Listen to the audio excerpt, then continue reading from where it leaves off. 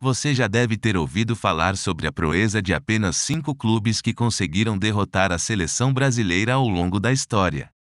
Neste vídeo, você descobrirá quais são essas 5 equipes. Não se esqueça de curtir, dar o like e se inscrever no canal. No dia 27 de janeiro de 1918, o Dublin Futebol Clube do Uruguai veio ao Rio de Janeiro para um amistoso contra a seleção brasileira.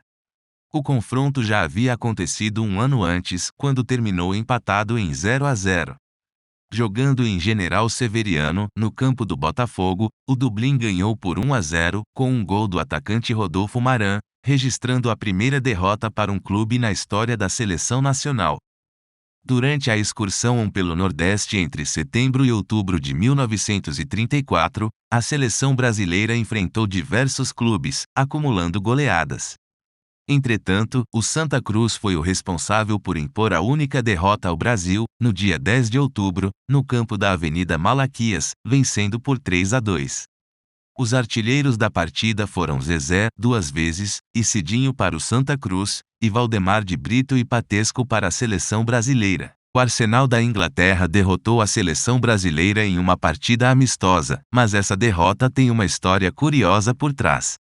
Na realidade, não foi a verdadeira seleção brasileira que jogou naquele 16 de novembro de 1965, mas sim o elenco do Corinthians, que viajou até a Inglaterra a pedido da CBD para representar a seleção.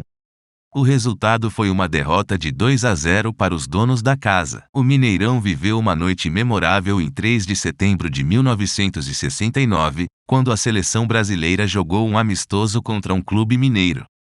O Atlético, com uniformes vermelhos em homenagem à Federação Mineira de Futebol, FMF, teve a chance de jogar contra a seleção brasileira como parte da preparação para a Copa do Mundo de 1970, que aconteceria no México. Esse foi um requisito da Confederação Brasileira de Desportes, CBD. A equipe brasileira, conhecida como Feras de Saldanha, vinha de uma série de vitórias nas eliminatórias para o Mundial, enquanto o clube adversário, o Atlético, tinha uma boa formação. O jogo, que teve a presença de mais de 70 mil torcedores, acabou sendo um dos mais importantes na história do Mineirão. Amaury Horta marcou o primeiro gol para o Atlético, mas Pelé empatou logo no início da segunda etapa. No entanto, Dario marcou o gol da vitória para o clube mineiro, mesmo com a presença de estrelas na seleção brasileira, como Gerson, Rivelino, Jairzinho e Tostão.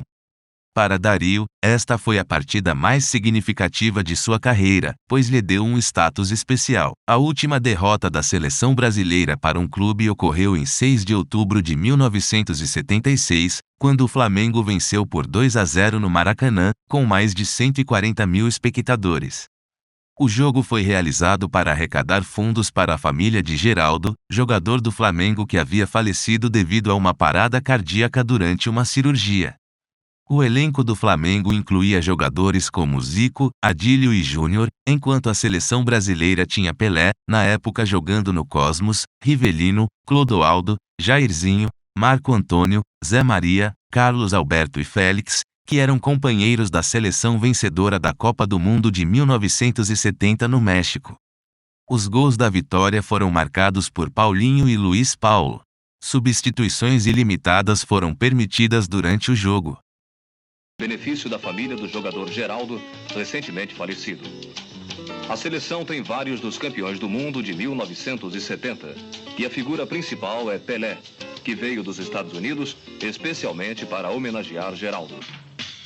O primeiro tempo da partida é brilhante, principalmente nos 15 minutos iniciais. E o Flamengo se impõe com seu time bem armado e de melhor sentido de conjunto, até Paulinho fazer o primeiro gol, aos 5 minutos.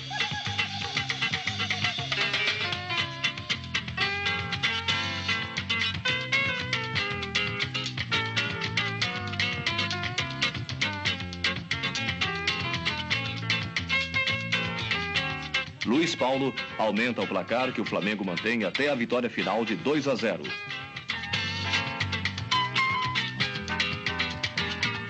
O jogo